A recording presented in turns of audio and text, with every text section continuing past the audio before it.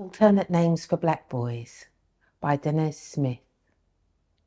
The second poem I'm going to look at is by the African-American non-binary poet Danez Smith. Alternate Names for Black Boys examines the wicked problems of racism and police brutality towards young black men and boys. It's a very different poem from The Sea is History, on the surface, being only 17 lines long, but I wonder if it does something similar, suggesting not only the huge negative impact of racism and the legacies of enslavement, but also the possibility of power, beauty, and even glory coming out of that history. I'll read the poem first and then share some thoughts. Alternate Names for Black Boys by Danez Smith. 1. Smoke above the burning bush. 2. Arch nemesis of summer night. 3. First son of soil. 4. Coal awaiting spark and wind. 5. Guilty until proven dead. 6. Oil heavy starlight. 7. Monster until proven ghost. 8. Gone. 9. Phoenix who forgets to unash. 10. Going, gone. 11. Gods of shovels and black veils. 12. What once passed for kindling. 13. Fireworks at dawn. 14. Brilliant shadow-hued coral. 15. I thought to leave this blank, but who am I to name us nothing? 16. Prayer who learned to bite and sprint. 17. A mother's joy and clutched breath. My first question about the poem, even before I really begin to look at the language, is why the poet chose to number each of the alternate names for black boys, and why end with the number 17.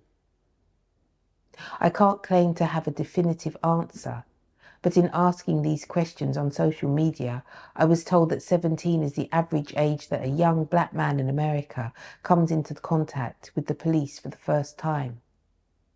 Whether this is true or not, it chimes with what appears to be the main theme of the poem, which is the great risk black boys face in the world.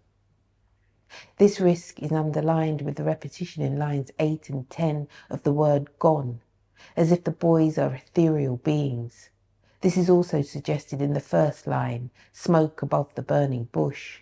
According to the poem, black boys are at such great risk, they could disappear like smoke. But there are questions to be asked about the poem. Is this the reality of young black boys' lives, or a projection that somehow seems like the whole reality, as suggested by a student poet I worked with recently during a residency at Sussex University? The language of the poem is very lyrical and what could be called classically poetic, especially lines like arch nemesis of summer night. Does this give us a sense of the violence and injustice suffered by black boys? Or does the sometimes high-flown language and the poem's form with the use of numbers suggest the poet's great skill more than the boy's suffering?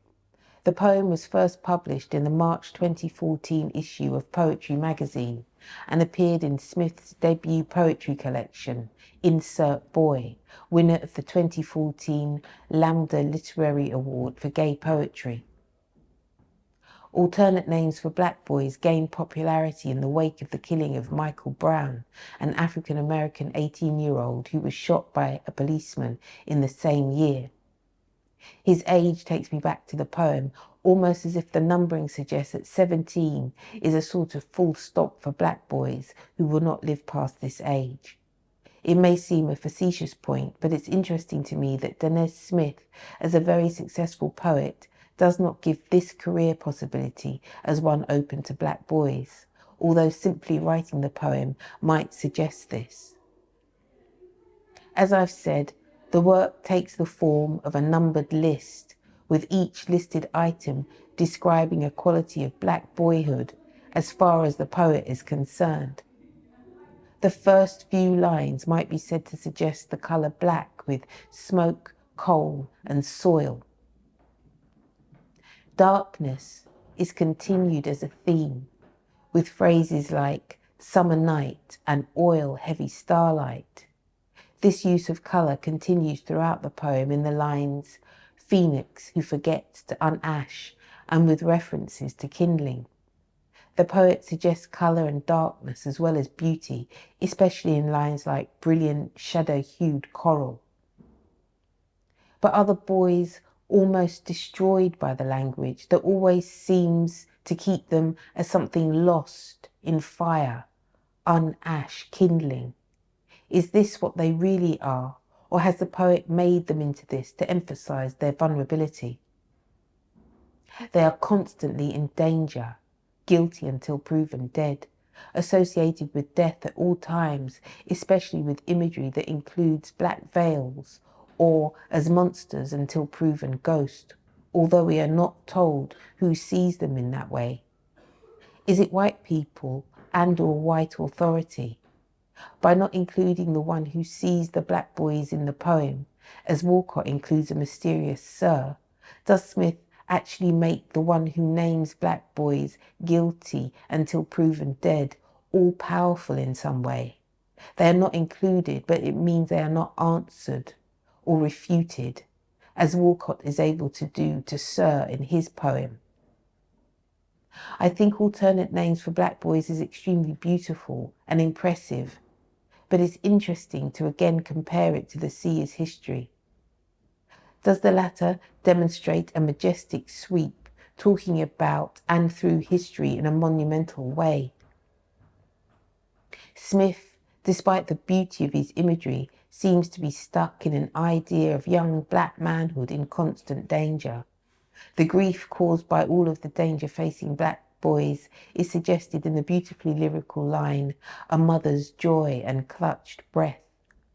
Whereas Walcott places women within the history of enslavement as figures who have suffered and might be resurrected, Smith only writes about women as mothers, that is, in relation to the black boys. It's as if, within Smith's poem, women don't have any other reason to exist but as mothers. Near the end of the poem, Smith speaks to the reader directly in what might be called a meta moment. That is, the writer-narrator seems to step out of the poem by describing their writing process and the decisions they made about its composition. Who am I to name us nothing? When Smith uses the word us, do they simply mean themselves and other black boys? Or does Smith suggest with the us that they are not only talking about black boys, but assuming that their reader is a black boy? Could this be seen as part of the limitation of the poem, or does Smith create something extremely beautiful that can be read on many levels? I can't claim to be able to answer that question, but I love the way poetry allows it to be asked. I also find it interesting to think about the differences in Smith and Walcott's poems, as this moves me away from the idea that there is any such thing as black writing or even a black perspective, especially on the subject of race.